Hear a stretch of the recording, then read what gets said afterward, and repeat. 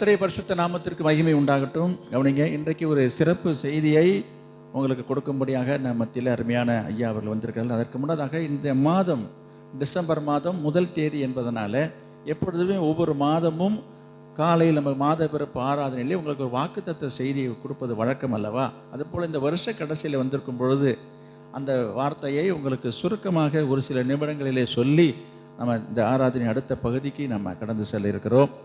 எனவே ஆண்டவர் இந்த வருஷ கடைசியிலே நம்முடைய சபைக்காக கொடுத்த வாக்குத்தத்த வசனத்தை நாம் பார்க்கலாம். அதற்கு பிற்பாடு நம்மத்தில் வந்திருக்கிற அன்பான ஐயா அவர்கள் அவனுடைய வார்த்தையை நமக்கு தருவார்கள். யோபு புத்தகம் 14ஆம் அதிகாரம், யோபு 14ஆம் அதிகாரம்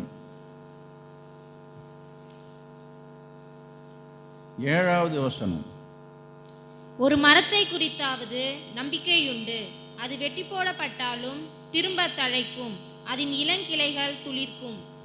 கவனிங்க, கடந்த சில வாரங்களாகவே மனசு என்ன, மனம் எப்படிப்பட்டது, மனதை எப்படி சந்தோஷமாக வைத்துக்கொள்வது, கர்த்தரை எப்படி சந்தோஷப்படுத்துவது, ஆண்டவரை சந்தோஷப்படுத்துவது எப்படி என்று சொல்லி தொடர்ந்து ஆண்டவர் உங்களோடு பேசி கொண்டிருக்கிறார். ஆவியானவர் கொடுத்த வார்த்தைகளை உங்களுக்கு நான் கொடுத்து கொண்டு வருகிறேன் என்பதை நீங்கள் அறிவீர்கள். கடந்த வாரத்திலையும் கூட ஆண்டவரை சந்தோஷப்படுத்த வேண்டிய காரியத்தை பற்றி நான் உங்களுக்கு சொன்னேன். அதில் இன்னும் மீதி இருக்கிறது. அதை இன்றைக்கு நான் சொல்லலாம் என்று யோசித்தேன். ஆனால் அந்த மாதத்தின் புதிய தேதி என்பதனால அதை இப்போதைக்கு தற்காலிகமாக அதை நிறுத்தி வச்சிருக்கிறேன். கவனிங்க, அந்த காரியத்தை தொடர்ந்து ஒரு நாட்களில் இந்த செய்தியை நம்ம கேட்போம். இன்றைக்கு வாக்குத்தத்த செய்தியாக இந்த வசனத்திலிருந்து ஆண்டவர் கொடுத்த வார்த்தையை இப்போது நான் வாசிக்கிறேன். இந்த வசனத்தை முழுமையாக வாசித்து விட்டார்கள் அல்லவா? இன்றைக்கு ஆண்டவர் உங்களுக்கு சொல்ல வருகிற வார்த்தையை நான் பார்க்கிறேன். பாருங்கள், 7ஆம் வசனத்திலே நான் வாசிக்கிறேன், நீங்கள் அந்த வசனத்தை கவனித்து பாருங்கள். திரும்ப தழைக்கும். இதுதான் ஆண்டவர் இந்த மாதத்திலே உங்களுக்காக கொடுத்திருக்கிற வாக்குத்தத்தம். தழைக்கும், திரும்ப தழைக்கும். என்ன தழைக்கும், எது தழைக்கும் என்று சொன்னால், வெட்டி போடப்பட்டாலும் திரும்ப அது தழைக்கும். இந்த வார்த்தையின் மூலமாக ஆண்டவர் உங்களோடு பேச விரும்புகிறார். என்ன செய்வது ஆண்டவர்? உங்கள் வாழ்க்கையில என்ன காரியங்கள் எல்லாம் வெட்டி போட்டது போல, வெட்டி போடப்பட்டதுன்னா வெட்டின துண்டாக்கப்பட்டது, தொடர்பு இல்லாதப்பட்டது, புரியுதா? அப்படிப்பட்ட ஒரு மரத்தை நம்ம வெட்டி போடுறோம் என்று சொன்னால், அது பூமியிலுள்ள தொடர்பை அற்று போகும்போது, வேர்கள் அற்று போகும்போது அது என்ன செய்யுது? மக்கி விடுகிறது. அது உங்களுக்கு தெரிஞ்ச விஷயம் தானே, இல்லையா?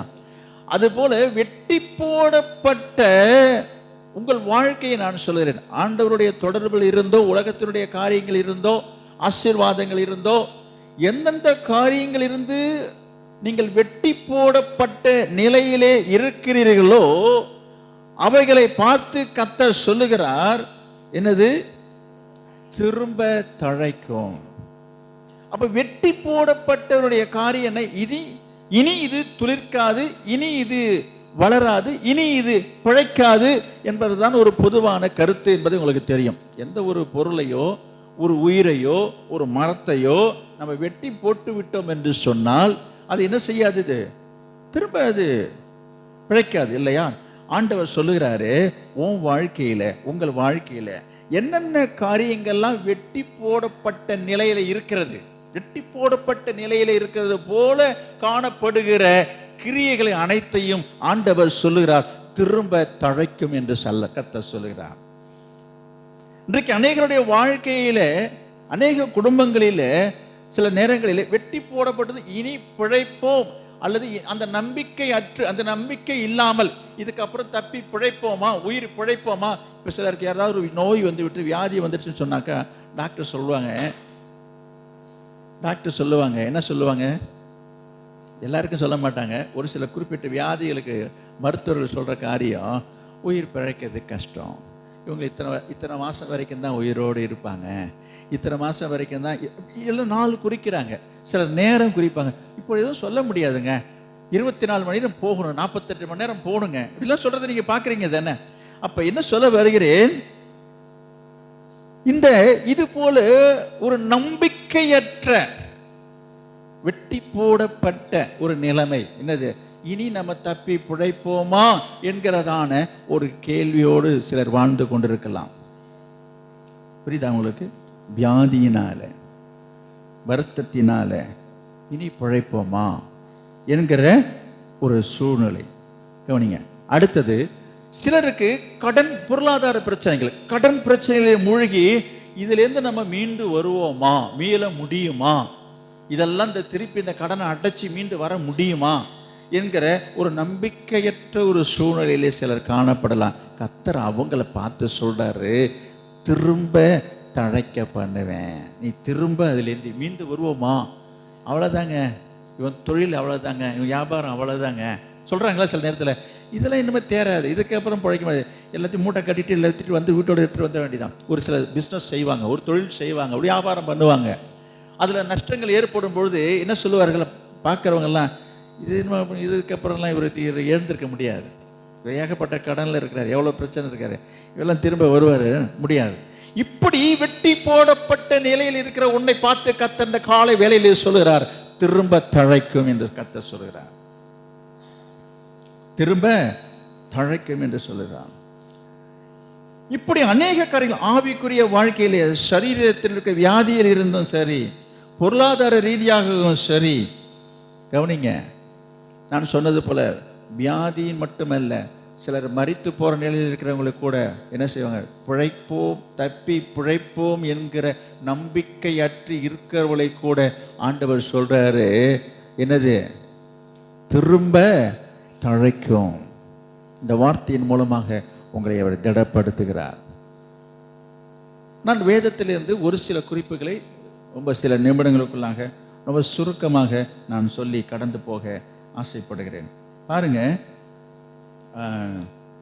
முதலாவது ஒரு காரியத்தை பார்க்கலாம். லூக்கா எழுதின சுவிசேஷம், லூக்கா எழுதின சுவிசேஷம்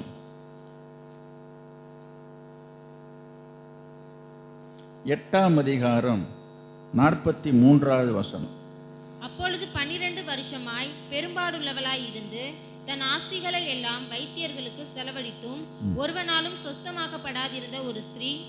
கவனிங்க, இயேசு கிறிஸ்து இந்த உயிரோடு வாழ்ந்த காலத்திலே, ஊழியம் செய்த காலத்திலே, அவர் நடந்து போய் கொண்டிருக்கிற பொழுது 12 வருஷமாக பெரும்பாடு உள்ளவளாய் இருந்து, அது ஒரு பெரிய விஷயம் இல்லைங்க. 12 வருஷமா ஒரு நோய்வாய்ப்பட்டிருக்கிறா, வியாதிப்பட்டிருக்கிறா. என்ன வியாதின்றதை நான் சொல்லிட்டு திரும்ப நான் சொல்ல விரும்பல. அடுத்தது பாருங்க, தன் அந்த நோய்க்காக, அந்த வியாதிக்காக என்ன செய்தால் அவள் தன் ஆஸ்திகள் எல்லாம் நினைத்தான். இருக்கிற வீட்டில் இருக்கிற சொத்து பத்து, வீட்டில் இருக்கிற அட்டை தட்டு மூட்டை எல்லாம், வீடு எல்லாத்தையும் விட்டு தன் ஆஸ்திகளை எல்லாமும் வைத்தியர்களுக்கு செலவழித்துட்டான். அப்ப எல்லாவற்றையும் வித்து வைத்தியம் வைத்தியம், மருந்து வைத்தியம் வைத்தியம் என்று சொல்லி செலவழித்து, அப்புறம் ஒருவனாலும் சொஸ்தமாக்கப்படாதிருந்த ஸ்திரீ, யாராலையும் அவ்வளவு குணமாக்க முடியல. இப்ப வாழ்க்கையில் என்ன இருந்தது, இதுக்கப்புறம் என்ன இருக்கு சொல்லுங்க பார்ப்போம். பார்க்காத வைத்தியம் இல்லை, போகாத இடம் இல்லை, பண்ணாத செலவு இல்லை, இருக்கிறது எல்லாத்தையும் விற்று செலவு பண்ணியாச்சு. என்ன இல்லை இப்போ வாழ்க்கையில், நம்பிக்கையில், இனி தப்பி பிழைப்போம், உயிர் பிழைப்போம், நடமாடுவோம், நம்மளும் வாழ்வோம் என்ற நம்பிக்கையற்ற ஒரு நிலையில் இருக்கிறார். வெட்டி போடப்பட்ட ஒரு நிலைமை, நம்பிக்கையற்ற ஒரு நிலைமை இருந்த அந்த ஸ்திரீ, படிங்க, இயேசுக்கு பின்னாக வந்து அவருடைய வஸ்திரத்தின் ஓரத்தை தொட்டால், அவருடைய வஸ்திரத்தின் ஓரத்தை தொட்டால் உடனே அவளுடைய பெரும்பாடு நின்று போயிட்டு. என்னங்க இது, என்ன நடந்ததுங்க? இந்த ஸ்திரீ இயேசு வருகிறதை கேள்விப்பட்டு, ஜனக்கூட்டம் அதிகமாக இருந்ததுனால கிட்ட நெருங்க முடியாமல் அந்த கூட்டத்தில் முண்டி அடித்து போய் இயேசுடைய வஸ்திரம், அவர் போட்டிருந்த அங்கியை பின்னால் போய் மெல்ல போய் இப்படி தொட்டாள். தொட்ட உடனே என்ன எழுதிச்சு வசனம், தொட்ட உடனே அவள் உதிரப்போக்கு நின்று விட்டதான், அவள் குணமாகி விட்டாளாம். நான் என்ன சொல்ல வரேன், வாழ்க்கையில் நம்பிக்கை இல்லாத, பிழைப்பு நம்பிக்கை இல்லாத நிலையில் இருந்த அவள் இயேசுவை தொட்ட உடனே அவர் குணமானால், திரும்ப அவருடைய வாழ்க்கை தழைத்தது. நான் அந்த வார்த்தைக்கு வரேன், திரும்ப தழைக்கும். இயேசுவை தொட்டதனால அவள் வாழ்க்கை தழைத்தது. இப்போ வித்தியாசமாக இன்னொரு காரியத்தை நான் சொல்கிறேன். லூக்கா எழுதின சுவிசேஷம் 7ஆம் அதிகாரம் 11, 12. லூக்கா 7. மறுநாளிலே அவர் நாயின் என்னும் ஊருக்கு போனார். நாயின் என்கிற ஊருக்கு போனார். அவருடைய சீஷர் அநேகரும் திரளான ஜனங்களும் அவரோட கூட போனார்கள். அவர் ஊரின் வாசலுக்கு சமீபித்த போது மரித்து போன ஒருவனை அடக்கம் ஒரு மனிதனை அடக்கம் பண்ணுவதற்காக கொண்டு வந்தார்கள். ஊர்வலம் போயிட்டு இருக்கு. அவன் தன் தாய்க்கு ஒரே மகன். அவளோ கைம்பெண்ணாய் இருந்தாள். அந்த அம்மாவுக்கு புருஷன் இறந்து போயிட்ட, தனியா இருக்கிற ஒரு விதவை தாய். ஊர்ல வெகு ஜனங்க அவ நிலைமையை பார்த்து, ஐயோ ஒரு பிள்ளை இருந்துச்சு, அந்த பிள்ளையும் போயிடுச்சே, புருஷனும் இல்லை பிள்ளையும் இல்லைன்னு சொல்லிட்டு எல்லாம் துக்கத்தோட அவரோடு கூட போயினாங்க. கர்த்தர் அவளை பார்த்து அவள் மேல் மனதுருகி அழாதே என்று சொல்லி கிட்ட வந்து பாடையை தொட்டார். போதும், பாடையில வச்சு தூக்கிட்டு போயிட்டு இருக்கிறாங்க. எல்லாம் முடிஞ்சிடுச்சுங்க, எல்லாம் முடிஞ்சு போச்சு. என்ன முடிஞ்சு போச்சு? இவன் கொண்டுட்டு போய் புதைக்க வேண்டியதுதான். அவ வாழ்க்கையில நம்பிக்கையற்ற ஒரு நிலைமை, இனி என் மகன் எனக்கு திரும்பி வருவான் என்ற நம்பிக்கையற்ற நிலைமை, வெட்டி போடப்பட்ட ஒரு நிலைமை. அவன் நினைச்சே பார்க்கல, எதிர்பார்க்கவே இல்லை. இங்க நடந்த காரியம் என்ன? இயேசு அதை கண்டார், இயேசு அதை பார்த்தார். பார்த்து வேடிக்கை பார்க்கல. கும்பல் கூட்டம் வந்துக்கிட்டே இருக்குது. அங்கே என்ன இருக்குது? இயேசு கிட்ட வந்து பாடையை தொட்டார். இதுக்கு முன்னாடி என்ன படிச்சீங்க? அந்த 12 வருஷமாக பெரும்பாடு உள்ள ஸ்திரீ என்ன செய்ததாக படிச்சீங்க? அவருடைய வஸ்திரத்தின் ஓரத்தை தொட்டால். அந்த இல்லை எடுத்துட்டு இங்கே இரு போட்டுங்க, அவ்வளோதான் வித்தியாசம். ஒரு எழுத்த மாறுது. புரியுது நான் சொல்றது? இவள் போய் இயேசுவை தொட்டால் அவள் குணமாயிட்டார். இயேசு பாடையை தொட்டார். படிங்க. பாடையை சுமந்தவர் நின்றார்கள். என்ன பண்றீங்க? அப்பொழுது அவர் வாலிபனே எழுந்திரு என்று உனக்கு சொல்லுகிறேன் என்றார். மரித்தவன் எழுந்து உட்கார்ந்து பேசத் தொடங்கினான். திரும்ப உன் வாழ்க்கை தழைக்கும். இன்றைக்கு இது போல சூழ்நிலை எத்தனை பேர் இருக்கீங்க? உங்க குடும்பத்தில், உங்க உறவுல, உங்க சொந்தத்துல.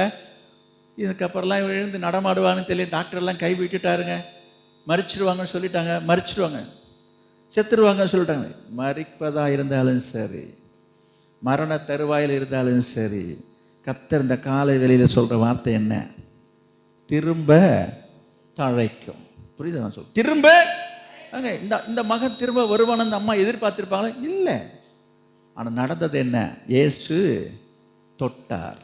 என்ன தொட்டார்? பாடையை தொட்டார். வாலிபன் உயிரோடு எழுந்து உட்காந்துரு பேசுறாங்க. என்ன அற்புதம் பாருங்க. இதுக்கு முன்னே என்ன பார்த்தீங்க? அந்த ஸ்திரீ என்ன செய்தா? இயேசுவை போய் தொட்டா. இங்க இயேசு தொட்டார். அற்புதம் நடந்ததா? இன்னொரு காரியத்தை சொல்லி நான் முடிக்கணுமே.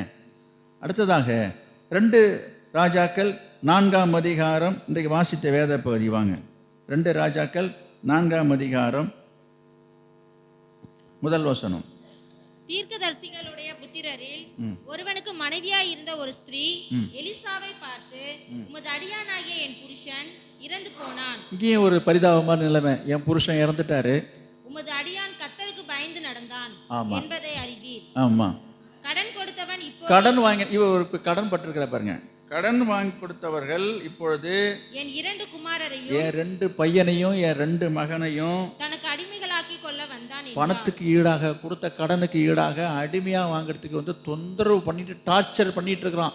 எங்களை நெருக்கடி பண்ணிட்டு இருக்கிறாங்க. இப்ப அடிமையிலாக்கி கொள்ள வேண்டும் என்று வந்தால் என்று சொல்லி யார்கிட்ட?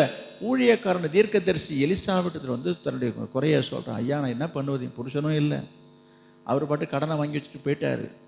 நான் இந்த கடன்லேருந்து எப்படி மீள்றது? என் பிள்ளைய வந்து அதுக்கு ஈடாக கேட்குறாங்க. நான் என்ன பண்ணுவேன், ஏது பண்ணுவேன்? அதுக்கு எலிசா என்ன சொல்கிறாரு? 7ஆம் வசனம். அவள் போய் தேவனுடைய மனுஷனுக்கு அதை அங்கே ஒரு ஆலோசனை சொல்கிறாரு. உன்கிட்ட என்ன இருக்குன்றாரு. என்கிட்ட என்ன? ஒன்றுமே இல்லை. எங்கள் வீட்டில் ஒரு குடத்துல எண்ணெய் ஆடி வச்சிருக்கிறேன். என்னது? எண்ணெய் எங்கள் வீட்டில் இருக்குது. ஓ பரவாயில்ல, இருக்கிறதே சொன்னியே. போய் சொன்னார், இந்த எண்ணெய் என்ன செய்ய, அக்கம் பக்கத்தில் வீட்டில் இருக்கிற பாத்திரத்தை எல்லாத்தையும் எடுத்து ஊற்று. பாத்திரம் நிறைய பாத்திரம் இல்லைனாக்கா போய் பக்கத்தில் போய் இரவு பாத்திரம் வாங்கிட்டு வந்து எல்லா பாத்திரத்துலையும் இந்த குடத்தை, இருந்தது ஒரு குடம் தான், நீ எடுத்து ஊற்று, நான் சொல்கிறேன்னு போய் ஊற்றுனா குடத்தில் எண்ணெய் வந்துக்கிட்டே இருக்குது. பாத்திரம் இல்லைன்னு சொல்லும்போது அந்த எண்ணெய் நின்று போச்சு. அடுத்தது என்ன செய்யணும்னு தெரியல. திரும்ப போய் எலிசாவிட்ட சொல்கிறேன், ஐயா நீங்கள் சொன்ன மாதிரி செஞ்சால் ஊர் நிறைய இப்போ பாத்திரத்தில் நிறையா இப்போ எண்ணெய் இருக்குது, என்ன செய்யணும்னு. போய் எல்லாத்தையும் விற்று உன் கடனெல்லாம் அடைச்சிவிட்டு மீதி இருக்கிறத வச்சு நீ குடும்பம் நடத்து போன்ட்டான். இது ஒரு உண்மை சம்பவம். நான் என்ன சொல்ல வருகிறேன், இன்றைக்கு இது போல தான் வகை தெரியாத, வழி தெரியாத ஏக இடத்துல இந்த கடன் எவனா கொடுக்குறான்னு சொல்லிவிட்டு கடன் மேலே கடனை வாங்கி வச்சுக்கிட்டு இந்த கடல்லேருந்து எப்படி கடன்காரன் வந்து கழுத்தை பிடிக்கும் பொழுது, கழுத்தை நெரிக்கும் போது தான் விழி பிதுங்கி இதுலேருந்து எப்படி தப்பிக்கிறதுன்னு சரி தெரியாமல், நான் உங்களை சொல்லலை, நீங்கள்லாம் ரட்சிக்கப்பட்ட தேவனுடைய பிள்ளைங்க, நீங்கள் கடன்காரனாக இருக்கீங்க, அது வேறு விஷயம். நான் சொல்கிற கடன்காரன் எப்படிப்பட்டன்னு சொல்கிறேன். என்ன பண்ணுறாங்க சில பேர், கடன்காரன் வந்து கழுத்தை பிடிக்கும் பொழுது இவங்க கழுத்தை மேலே கொடுத்துட்டு ஒரு கயிறை எடுத்து கழுத்தில் மாட்டிட்டு போயிடுறாங்க. நீங்கள் கேள்விப்பட்டிருப்பீங்க, கடன் தொல்லை தாங்காமல் குடும்பத்தோடு செய்திகள் வருகிறதை நீங்கள் பார்க்குறீங்க தானே. சிலர் விஷம் அறிந்து மறிக்கிறார்கள், தூக்கமாட்டி செல்கிறாங்க, தற்கொலை பண்ணி கொள்கிறாங்க, ஊரை விட்டு ஓடிடுறான், நாட்டை விட்டு ஓடிடுறான். என்னதுங்க இந்த கடனை வாங்கிட்டு படாத பாடுங்க. இன்னைக்கு தேவனுடைய பிள்ளைகளும் இதில் சிக்கி கொண்டு இருக்கிறார்கள். இந்த கடன்லேருந்து எப்படியா மீளுவது? ஐயோ மீள வர முடியுமா? கொஞ்சம் நஞ்சமாக இருந்தாலும் பரவாயில்லையே, நம்ம பாட்டு யாரோ கொடுக்குறான்னு சொல்லிட்டு நம்ம பாட்டு லட்சக்கணக்கில் வாங்கி வச்சுட்டு எப்படி என்ன பண்ணுறது திகிலோடு இருக்கீங்களா? கத்துறது நாளில் சொல்கிறேன், திரும்ப தழைக்கும். ஆண்டவர் உங்களை அதிலிருந்து திருப்பி கொண்டு வருவார். உங்கள் கடன் பிரச்சனையிலிருந்து ஆண்டவர் உங்களை மீட்டு கொண்டு வருவார். அதற்கு வேண்டிய வழிகளை அவரே உங்களுக்கு சொல்லுவார். நீங்கள் அவர்கிட்ட ஆலோசனை கேட்கும் பொழுது இந்த அம்மா போய் அங்கே ஆலோசனை கேட்குது, ஐயா நான் என்ன பண்ணுறதுன்னு தெரியலையே, தவிச்சுக்கிட்டு என்ன சொல்லுது, நான் என்ன பண்ணுவேன் எது பண்ணுவேன், என் புருஷனே இல்லை, என் பிள்ளையும் பிடிச்சிட்டு போகிறேன்னு நிற்கிறாங்க, ஏதாவது சொல்லுங்கன்னு. அவர் என்ன சொன்னார், உன்கிட்ட என்ன இருக்குது அதை வச்சு போய் செய்து என்ன பண்ண. இங்கே எழுதியிருக்குது வசனம், நடந்த ஒரு சம்பவம். திரும்ப என்ன செய்தான், அவர்களுடைய வாழ்க்கையை தழைக்கும்படி ஆண்டவர் கிருபை செய்தார். அதுபோல் இன்றைக்கு உங்களுக்கு இது போல் சிக்கொண்டு வெட்டப்பட்ட ஒரு நிலையில் இருக்க தொடர்பு இல்லாத இருக்கீங்களா? கர்த்தர் என்ன செய்வார், அப்படிப்பட்டவர்கள் பார்த்து சொல்கிறாரு, திரும்ப தழைக்கும். அடுத்ததாக இன்னும் ஒரு கடைசியாக ஒரு குறிப்பை நான் சொல்லி முடிக்கிறேன். பொருளாதார ஆசை, இது வந்து கடன் என்று சொன்னேன். இப்போ இன்னைக்கு பணம், பொருள், செல்வம், வருமானத்தில் வசதியில் குறைவுள்ளவர்கள் சிலர் இருக்கலாம். எங்க இருந்ததெல்லாம் செலவாகிட்டு இருக்குங்க, கையில் மிஞ்சவே மாட்டுதுங்க, வருமானமே இல்லை, நிறைய நான் வசதியாக வாழ்ந்தேன், நான் வசதியாக இருந்தேன், எல்லாம் என்னை கையை விட்டு போயிடுச்சு, எனக்கு திரும்ப கிடைக்குமா, திரும்ப பழைய நிலைமைக்கு நான் வர முடியுமா, பழைய நிலைமைக்கு நான் நடமாட முடியுமா, பழைய நிலைமைக்கு நான் வாழ முடியுமா? எல்லாரும் இப்படி சொல்கிறாங்க. இதுக்கப்புறம் திரும்பவும் தலை தூக்க முடியாதுன்னு எல்லாரும் என்ன சொல்கிறாங்க. கர்த்தர் சொல்கிறாரு, திரும்ப தழைக்கும். அதற்கு ஒரு சம்பவத்தை நான் சொல்லி நான் முடிக்கிறேன். யோபு 42:10. யோபு 42:10.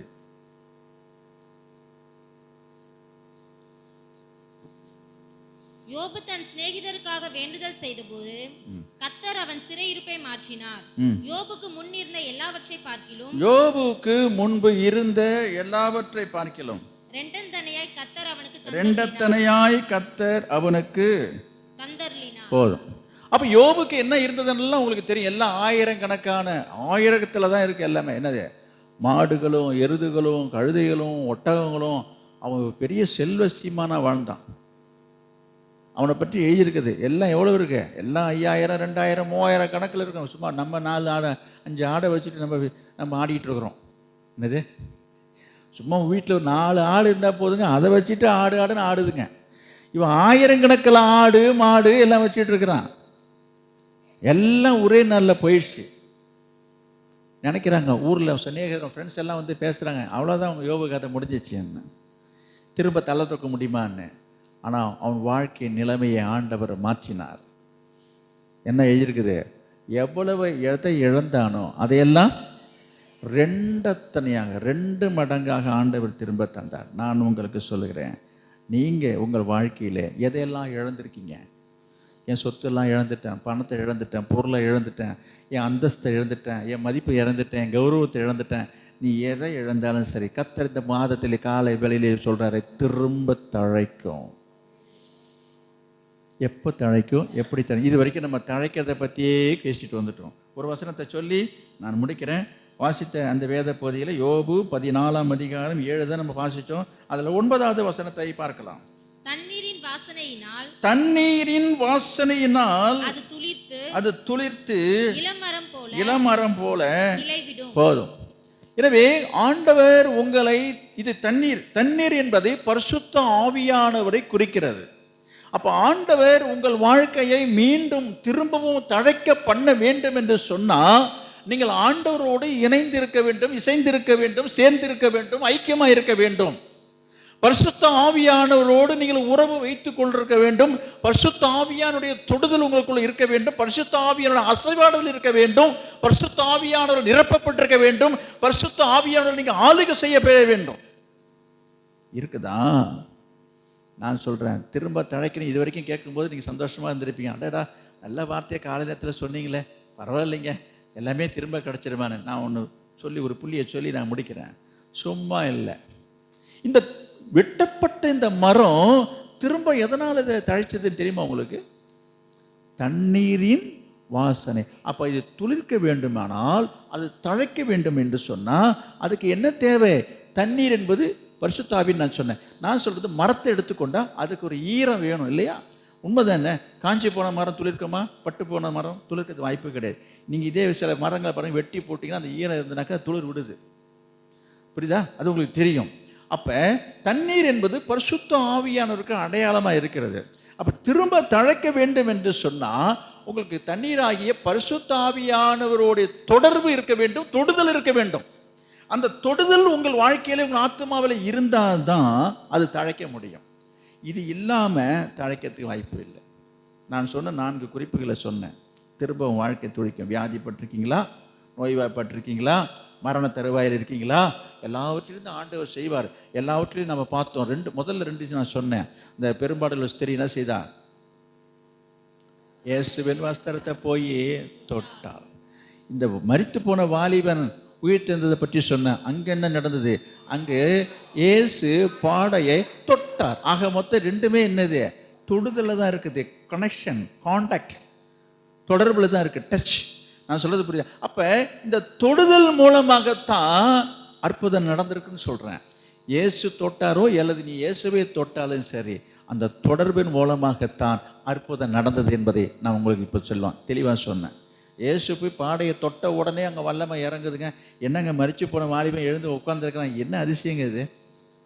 இது ஒரு பக்கம். இயேசுவை போய் ஒரு அம்மா தொடுதுங்க.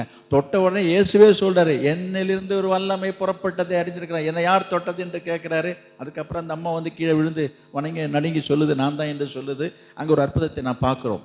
நான் சொல்கிறேன், இயேசு உங்களை தொடுறாரா? இயேசுவை நீங்கள் தொடுறீங்களா? இது 2க்கும் பாலமாக இருப்பதற்கு, உங்களை இணைப்பதற்கு பரிசுத்த ஆவியானுடைய உதவி வேண்டும். பரிசுத்த ஆவியானுடைய அபிஷேகம் இருந்தால்தான் இந்த கனெக்ஷன் இருக்கும். நான் சொல்கிறேன். எப்படி? நான் ஒரு சின்ன உதாரணம் சொல்லி நான் முடிச்சிடுறேன். இப்போ பாருங்கள், இப்போ கரண்ட்டு நிறுத்திட்டாங்க இல்லையா? எல்லா இடத்துலையும் கரண்ட்டு இல்லை. இப்போ நான் என்ன சொல்கிறேன், ஒரு சும்மா உதாரணத்துக்காக சொல்கிறேன். இப்போ வெளியில் அந்த தந்தி இந்த கம்பங்கள் இருக்குது, மின் கம்பம் இருக்குது பார்த்தீங்களா? அதில் நல்லா லைன் போகுது. நீங்கள் போய் அதை தொடுங்க. தொடலாமா? தொட முடியாது. தொடலாம். தொட்டால் என்ன? ஒன்றும் ஆகாது. நான் சொல்கிறது, சுத்தமாக எங்கேயுமே கரண்ட் இல்லைங்க. இப்போ போய் அதை போய் தொடுங்கன்றேன். தொட்டால் என்ன ஆகும்? ஒன்றும் ஆகாது. நல்லா அழகாக பிடிச்சிக்கலாம் ஒன்று. ஆனால் அதுக்கு உள்ளார ஒரு மின்சாரம் பாயும் பொழுது நீங்கள் போய் தொட்டால் என்ன ஆகும்? பிடிச்சிக்குமா? ஆளை தூக்கி கிடாச்சிடும். ஆமாம், ரொம்ப உங்களுக்கு இஷ்டம், அது உங்களுக்கு பிடிச்சிக்குது. பிடிக்காது, அதுக்கு உங்களை பிடிக்கவே பிடிக்காது. அதனால தான் அது உங்களை தூக்கி எரியுது. இங்கே ஏன்டா வரேன்னு பார்த்துருக்கீங்களா? கரண்ட் ஷாக் அடித்து தூக்கி எரியுது அப்படின்றாங்க பாருங்கள். அவ்வளவு பவர் இருக்குது அதில். சரிங்க, நான் சொல்ல வந்த விஷயம்னா, அதே கம்பி தான், அது உள்ளார ஒரு பவர் இருக்குது, கண்ணுக்கே தெரிய மாட்டேதுங்க. பார்த்தா கம்பி இரும்பு கம்பியாக தான் தெரியுது. இதை போய் தொட்ட உடனே நம்மளால் தாங்க முடியாத ஒரு சக்தி இருக்குது. ஆனால் அதுக்குள்ளே அது மறைஞ்சிருக்குது. நான் சொல்ல வருகிறது என்னென்னா, பரிசுத்த ஆவியின் வல்லமை என்பதும் அப்படித்தான். பரிசுத்த ஆவியின் வல்லமை இல்லாமல் நீ என்னத்தை போய் தொட்டாலும், நீ எதை தொட்டாலும், நீ தொட்டதெல்லாம் தொலங்காது, வச்சதெல்லாம் விளங்காது. புரியுதா உங்களுக்கு? பரிசுத்த ஆவியான வல்லமை இருந்ததுன்னா தொட்டதுமே என்ன நடக்கும்? இப்போ நான் சொல்கிறது தான் அந்த வல்லமை என்பது. நான் மின்சாரத்துக்கு ஓமையாக நான் சொன்னேன். பரிசுத்த ஆவியானவர் உனக்குள்ளே வருவார் என்று சொல்லும் பொழுது நீ தொட்ட உடனே அந்த வல்லமை உனக்குள்ளே வந்துடும். புரியுதா?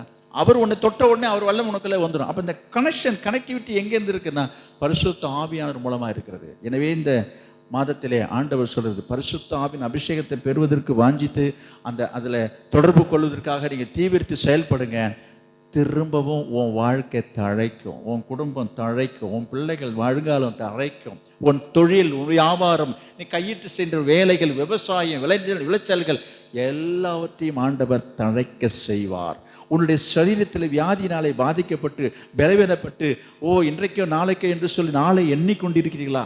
நீ எத்தனை மாதம் உயிரோடு இருக்கும்? உயிரை சிலர் சொல்கிறாங்க, நான் உயிரை கையில் பிடிச்சிட்டு இருக்கிறாங்க. யாருங்க உயிரை கையில் பிடிச்சிட்டு இருக்கிறேன்? என்னது உயிரை இவங்க கையில் பிடிச்சிட்டு இருக்கிறாங்களா? அடையப்பா, உங்கள் உயிரை அவர் கையில் இருக்கு. தானியேல் ஒரு வசனம் இருக்குது. என்னது திரும்ப உங்களுக்கு? யாரு உயிரை யாரு கையில் வச்சிருக்கிறது? நம்ம உயிர் அவரு கையில் இருக்குது. அது தெரியாம இந்த நிறைய பேர் பேசுவாங்க, என்னப்பா உசுரை கையில் பிடிச்சிக்கிட்டு இவங்க கையில் பிடிச்சிட்டு நடக்கிறாங்களா? அவங்க உங்க உசுறு எங்க இருக்குது? தானியேல் வாசிங்க.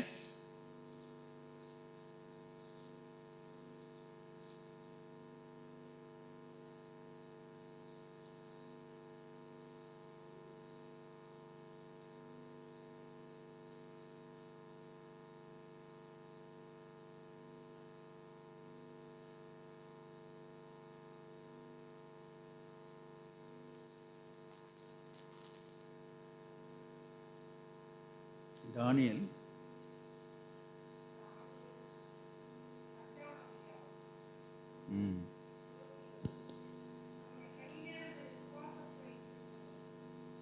ஆமாம் 23ஆம் வசனத்தில் பாதியிலேருந்து படிங்க.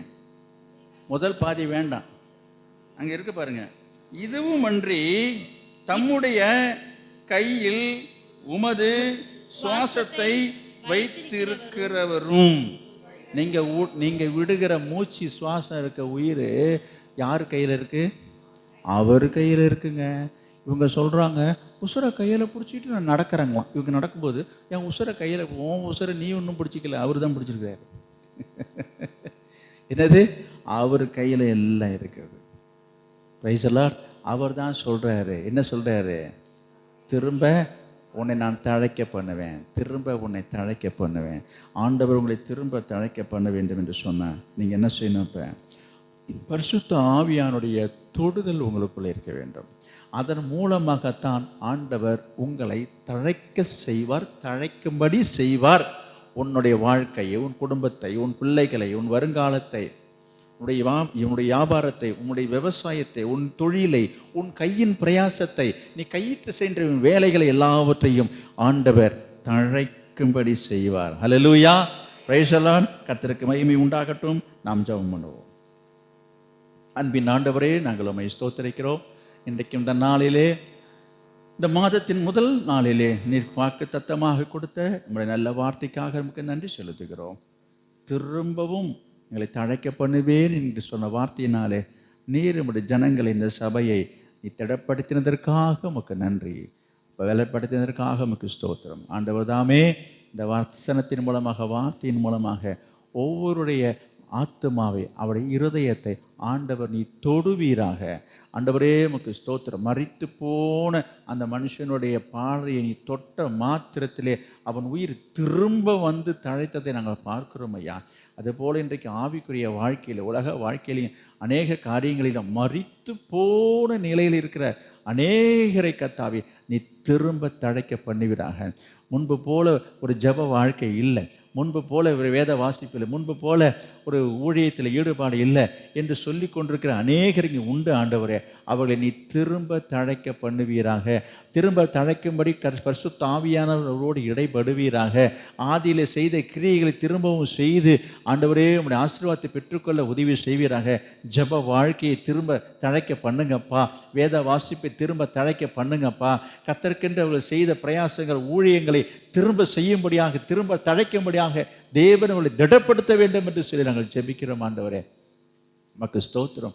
வியாதியினாலே வருத்தப்பட்டு கொண்டிருக்கிற அனைவரையும் கர்த்தர் நீ தொட்டு அவர்களை திரும்ப தழைக்க பண்ணுங்கப்பா ஆண்டவரே. உமக்கு ஸ்தோத்திரம், உமக்கு ஸ்தோத்திரம். கடன் பிரச்சனையிலிருந்து தேவன் அவர்களை திரும்ப தழைக்க பண்ணுவீராக. பொருளாதார ஆசீர்வாதங்களால் நிறைத்து திரும்ப அவர்களை தழைக்க பண்ணுவீராக. இன்னும் அபிஷேகத்தை பெறாத ஒவ்வொரு மீதும் ஆவியை ஊற்றுங்க, அபிஷேகத்தை ஊற்றுங்க.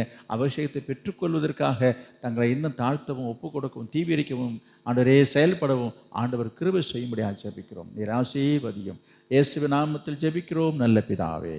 ஆமென், ஆமென்.